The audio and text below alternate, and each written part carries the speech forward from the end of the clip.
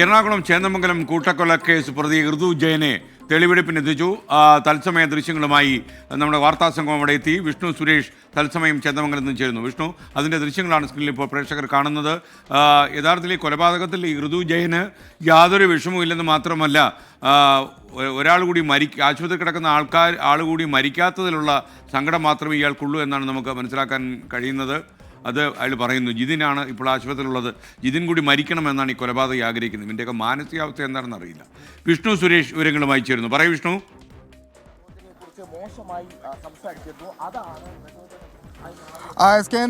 നിലവിൽ ഈ കേസുമായി ബന്ധപ്പെട്ട ഏറ്റവും നിർണായകമായ നടപടിയാണ് പോലീസിന്റെ ഭാഗത്തുനിന്നുണ്ടായിരിക്കുന്നത്. ഈ പ്രതിയെ സംഭവ സ്ഥലത്തെത്തിച്ച് തെളിവെടുപ്പ് നടത്തിയിരിക്കുന്നു. ഏകദേശം 5 മിനിറ്റ് മാത്രമാണ് തെളിവെടുപ്പ് നടന്നത്. ഈ കേസിൽ ഏറ്റവും പ്രധാനപ്പെട്ടതാണ്. ഇനി ഏറ്റവും അടുത്ത നടപടി കുറ്റപത്രം സമർപ്പിക്കുക എന്നുള്ളതാണ്. ആ പ്രതിയുമായുള്ള പോലീസ് വാഹനം അങ്ങോട്ടേക്ക് പോവുകയാണ്. ഈ ശാസ്ത്രീയ തെളിവ് അടക്കം പോലീസ് പൂർത്തിയാക്കിയിട്ടുണ്ട്. ശാസ്ത്രീയ തെളിവെടുപ്പ് അടക്കം പൂർത്തിയാക്കിയിട്ടുണ്ട്. ഇനി ഈ കേസിൽ ബാക്കി നടപടിയുള്ളത് കുറ്റപത്രം സമർപ്പിക്കുക എന്നുള്ളതാണ്. 36 ദിവസത്തിനുള്ളിൽ ആലുവ കേസിൽ കുറ്റപത്രം സമർപ്പിച്ചിരുന്നു. അതിനു മുൻപ് കുറ്റപത്രം സമർപ്പിക്കുക എന്നുള്ളതാണ് പോലീസ് ലക്ഷ്യം വെക്കുന്നത്. ഈ പ്രതിയുടെ മൊഴി അതീവ ഭയപ്പെടുത്തുന്നതാണ്. അതായത് ജിതിനെ ലക്ഷ്യമിട്ടാണ് താൻ എത്തിയത്, ജിതിൻ മരിക്കാത്തതിൽ തനിക്ക് നിരാശയുണ്ട് എന്ന പ്രതി പോലീസിന് മൊഴി നൽകിയിട്ടുണ്ട്. ഒപ്പം മറ്റ് കാര്യങ്ങൾ, അതായത് ഇത് ഏറെ നാളായി നിലനിന്നിരുന്ന പ്രശ്നം തന്നെയാണ് ഈ കൊലപാതകത്തിലേക്ക് നയിച്ചത് എന്നുള്ള കാര്യങ്ങളൊക്കെ പ്രതി പോലീസിനോട് വ്യക്തമായി പറഞ്ഞിട്ടുണ്ട്. നാട്ടുകാരുടെ ഇടയിൽ നിന്ന് വലിയ പ്രതിഷേധം പ്രതിക്കെതിരെ ഉണ്ടായി. നേരത്തെ കോടതിയിൽ ഹാജരാക്കിയ ഘട്ടത്തിലും ആ പ്രതിഷേധം ഉണ്ടായിരുന്നു.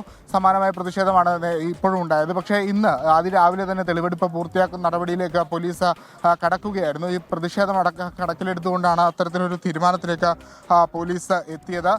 ആ ഒരു പശ്ചാത്തലത്തിൽ കൂടിയാണ് പെട്ടെന്ന് തെളിവെടുപ്പ് പൂർത്തിയാക്കാൻ പോലീസ് തയ്യാറായത്. അല്ലെങ്കിൽ വലിയ പ്രതിഷേധ സാധ്യതയുണ്ട്. പ്രത്യേകിച്ച് 3 പേരെ തലക്കടിച്ച് കൊലപ്പെടുത്തിയ കൊടും ക്രിമിനലാണ് ഈ പ്രതി. അയാൾക്കെതിരെ ഒരു ജനരോഷം അത് സ്വാഭാവികമാണ്. പ്രത്യേകിച്ച് ഈ കുടുംബം, കൊല്ലപ്പെട്ട കുടുംബം ഇവിടുത്തെ നാട്ടുകാരുമായെല്ലാം വളരെ അടുത്ത സൗഹൃദം പുലർത്തിയിരുന്ന ആളാണ്. ഈ പ്രതിക്കെതിരെ നാട്ടുകാർക്കിടയിൽ തന്നെ വലിയ വിയോജിപ്പുകൾ ഉണ്ടായിരുന്നു. ഈ പലരുടെയും വീടുകളിൽ ഇയാൾ എത്തുകയും ഇയാൾ അവരോട് മോശമായി പെരുമാറുകയും ആക്രമിക്കാൻ ശ്രമിക്കുകയൊക്കെ ചെയ്തിരുന്ന ഒരാളാണ് അയാൾ. അതുകൊണ്ട് അത്തരം സാഹചര്യം കൂടി അവിടെ നിലനിൽക്കുന്നുണ്ട്. ആ ഒരു പശ്ചാത്തലത്തിൽ കൂടിയാണ് നാട്ടുകാരുടെ ജനറേഷൻ കണക്കിലെടുത്തുകൊണ്ടാണ് ഇത്തരത്തിൽ രാവിലെ തന്നെ തെളിവെടുപ്പ് പൂർത്തിയാക്കിയിട്ടുള്ളത്. ഇന്ന് 4-ാം ദിവസമാണ് പ്രതിയെ കസ്റ്റഡിയിൽ ലഭിച്ചിട്ട്. നാളെ 5-ാം ദിവസം, നാളത്തോടുകൂടി കസ്റ്റഡി കാലാവധി പൂർത്തിയാകും. അതിനുശേഷമായിരിക്കും ബാക്കി നടപടികളിലേക്ക്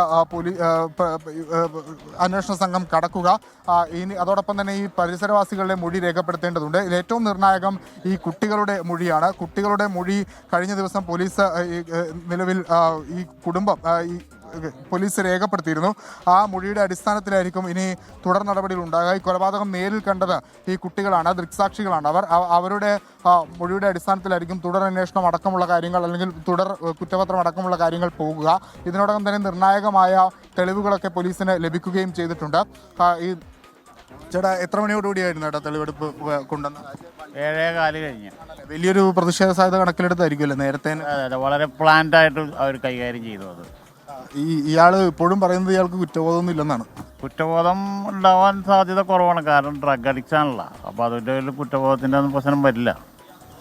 ഇനി ഇപ്പോൾ പോലീസിന്റെ ഭാഗത്ത് കുറച്ചും കൂടി ഒരു സുരക്ഷയൊക്കെ ഈ മേഖല വർദ്ധിപ്പിക്കേണ്ടതുണ്ടെന്ന് തോന്നുന്നല്ലേ?